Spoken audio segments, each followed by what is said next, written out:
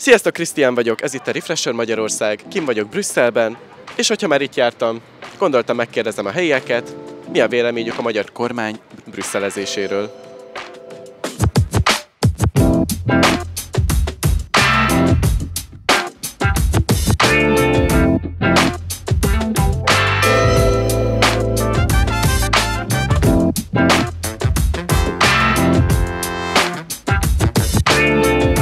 Quelle est la toute première chose qui vous vient à l'esprit en entendant le mot Hongrie?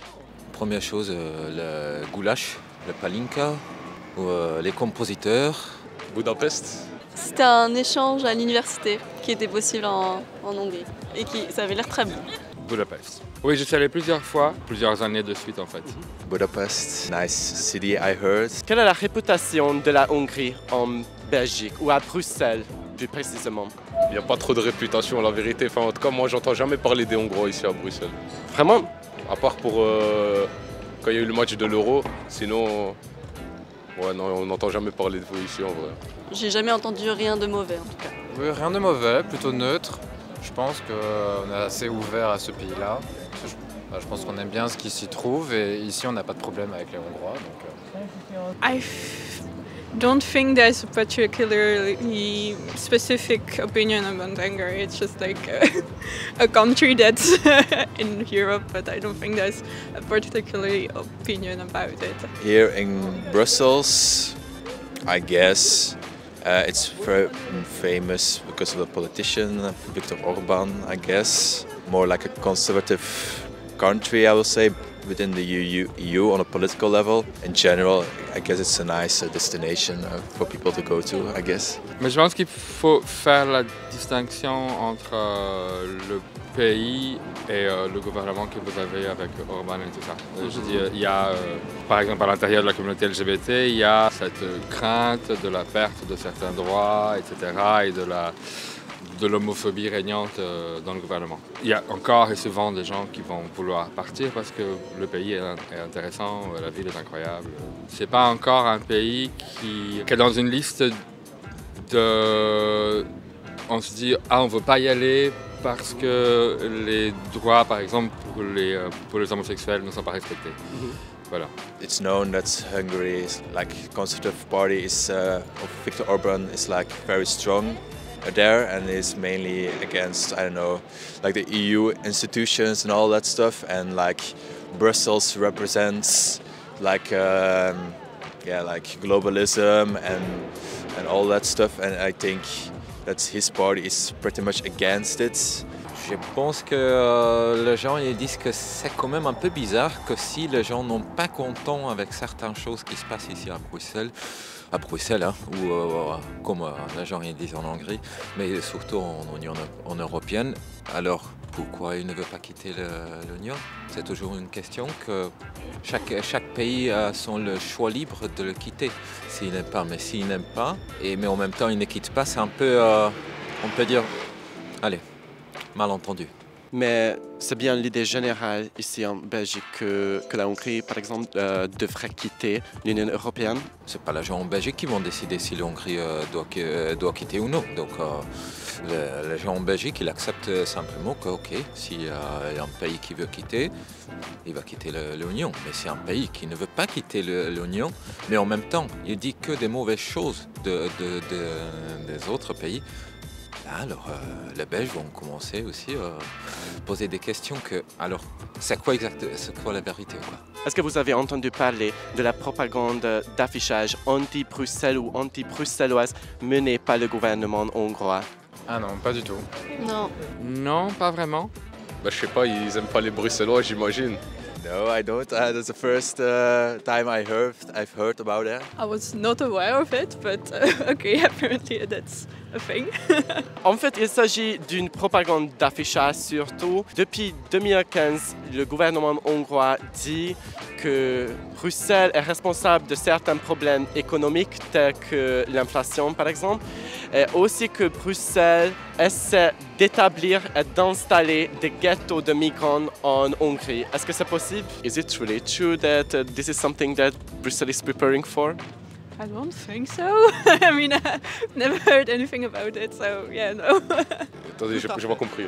Tout à fait, c'est ça. Tout à fait. Tout à fait. Franchement, je suis totalement d'accord avec ce que dit ici Monsieur Présent. Ah, tu vas bien? Bien toi? Hier, je t'ai vu chez les putes dans la rue d'Ascot. Allez, c'est vrai, moi je t'ai vu aussi. No, I know that Brussels has like a controversial reputation for like conservative politicians because the EU is settled here and all that stuff. And Trump has also said like Brussels is a hellhole and all that stuff. I didn't know that back in Hungary there's like a whole anti-campaign against Brussels or something like that. No. Ça parle de quoi? Ça parle de quoi? Est-ce que tu as déjà entendu parler de la propagande anti-bruxelloise menée par le gouvernement hongrois? Ah ouais, ça dépasse vraiment toutes mes qualifications. Franchement, moi je suis de Tubize. Mais est-ce que tu as déjà entendu parler que, par exemple, Bruxelles, ou au moins le gouvernement hongrois dit que Bruxelles essaie d'établir et d'installer les ghettos de migrants en Hongrie? J'avais déjà entendu parler de ça en l'an 14, juste avant la naissance de Jésus-Christ. Ah, ça c'est les Bruxellois dans toute leur splendeur. Ça c'est les Bruxellois dans toute leur splendeur. Attention. Moi je vous laisse. Merci. J'ai entendu quelque chose que le gouvernement hongrois, ils disent que l'Union européenne décide à la place de l'Hongrie où il force certaines choses, mais c'est pas du tout ça. Qu'est-ce que tu penses? Quels sont les plus grands dangers que l'Union européenne est contrainte à viser en 2024? L'économie, l'inflation, je pense. Ça, c'est peut-être mondial, surtout. Mais effectivement, on est dans une bulle ici en Europe d'économie, économique, et ça va forcément à un moment exploser. Oui, l'économie, l'inflation, et puis après les conflits géopolitiques en ce moment. Voilà.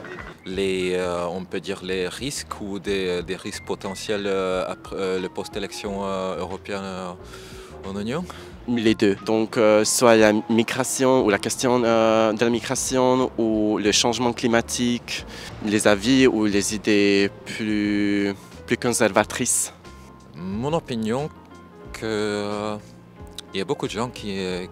c'est pas la question qu'ils sont pas contents qu'il y ait des migrants qui viennent en Belgique ou en Union européenne, mais c'est plutôt le problème que la loi qui est mise sous la table n'est pas impliquée. Ça veut dire que les gens viennent ici, ils reçoivent de l'aide, mais peut-être sans assez de conditions de fixer.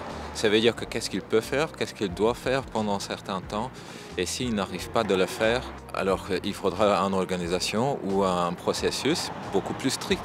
Je pense que c'est les montées des extrêmes droites. Un peu partout, en fait, il y a le danger est bien présent à Bruxelles. Il n'y a pas très longtemps, je pense que cette semaine ou la semaine dernière, il y avait une réunion avec des représentants de différents partis, de différents pays européens. Je pense que c'était cette semaine. Cette semaine. En fait, il y a 2 jours. Il y a 2 jours, oui. Donc Nigel Farage et d'autres qui sont réunis à Bruxelles. Et donc il y a un vrai mouvement d'entente d'extrême droite dans différents pays.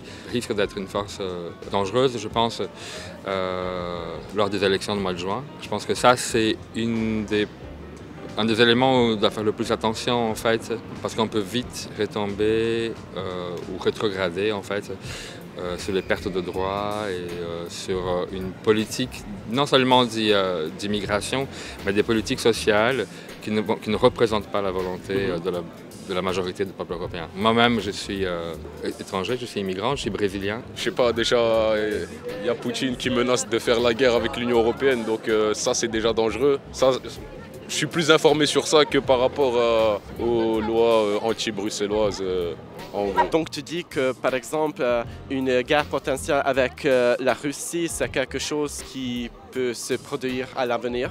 Se produire, c'est fort probable. Avec tout ce qui se passe. Vu que je regarde aussi un peu des fois des documentaires sur la guerre mondiale et tout, quand tu vois comment ils ont commencé les premiers grands conflits et que tu vois maintenant ce qui se passe actuellement, c'est un peu... ça se répète quoi. Donc moi je pense qu'on arrive sur un moment où ça va péter à un moment donné. I think definitely from outside of borders, like, you know, Russia has become more aggressive all state, but like also within there are some politicians or like parties that's trying to divide Europe and all that stuff, and like also like democracy. So I think that's one big challenge to stay united, because the one big reason that Europe is so influential is because we are like all those countries are working together, and if they are together, they can make a strong fist against other regions in the world. So I think the biggest challenge for Europe is not to be divided.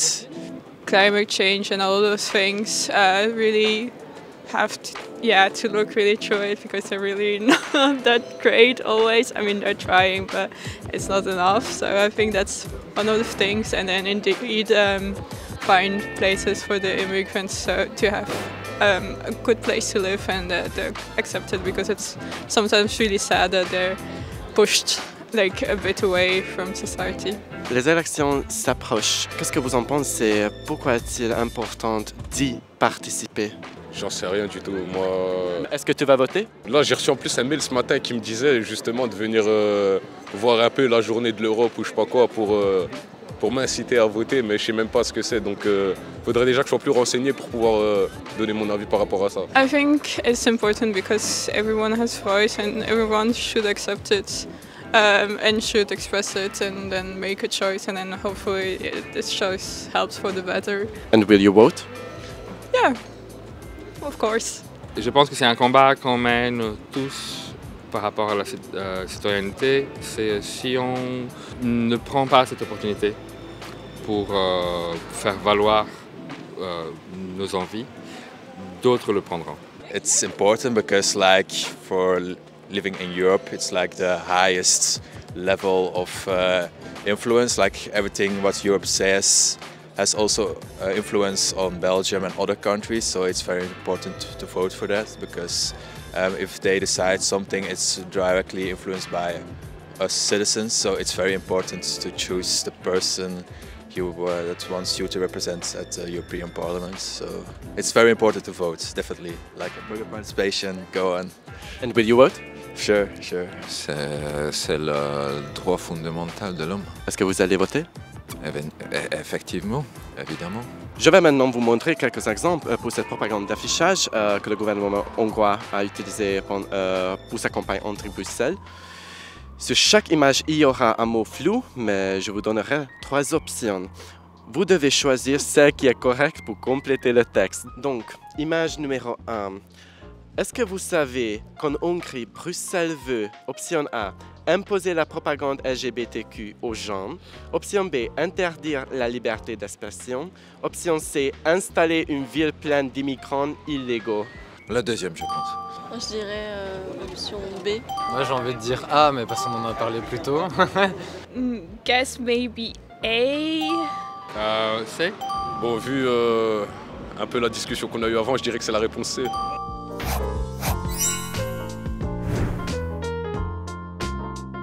Arrêtons.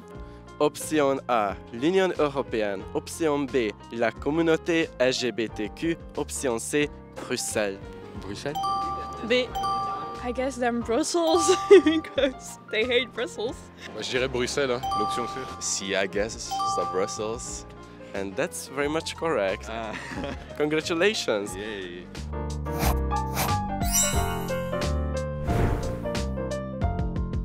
Est-ce que Bruxelles vous, option A, énerve, option B, humilie, option C, comprend? Humilie. Énerve. I think A, angry. Does Brussels make you angry? No, unfortunately not so much. Like, I know there's been some problems in the city. Every city is not perfect, but eventually it's a nice city to live in, so I don't think so. Énerve. Probably, I don't know, angry. What do you think? Is it like iPhone compatible or Android compatible emojis? I guess Android. Me too.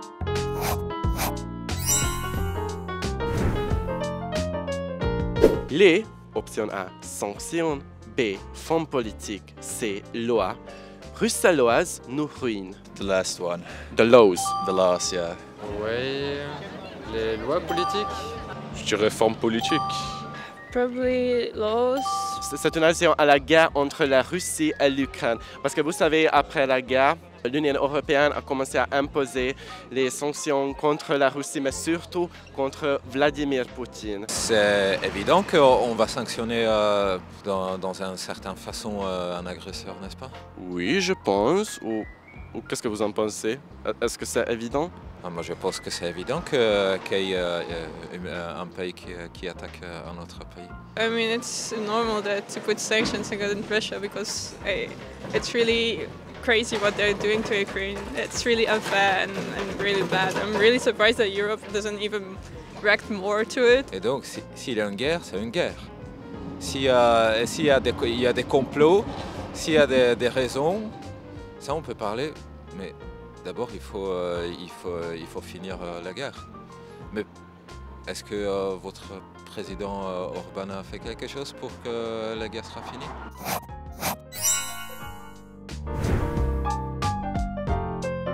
Vous avez le droit de savoir à ce que Bruxelles, option A, pense, option B, se prépare, option C, répond. Like the second one.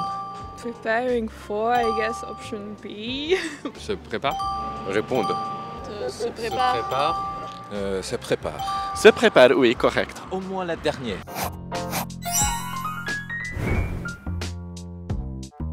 Ayant vu toutes ces images, comment vous vous sentez maintenant? C'est intéressant de savoir que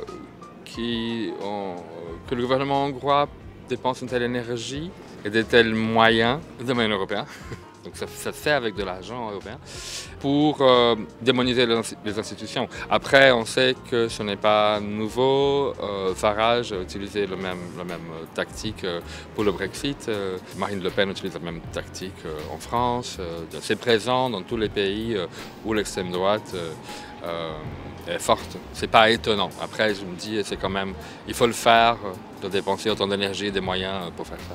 What kind of reasons they can find behind it, but I don't feel like it's justified. It's pretty fucked up shit, man, to be honest. And I didn't knew there was like a whole anti-campaign against Brussels specific in Hungary. Never heard of it. It's a new insight for today, I guess. Köszönjük szépen, hogy megnéztétek ezt a videót. Ha tetszenek a tartalmaink, iratkozzatok fel YouTube csatornánkra, kövessetek minket TikTokon, Instagramon, találkozunk a következő videóban. A bientôt!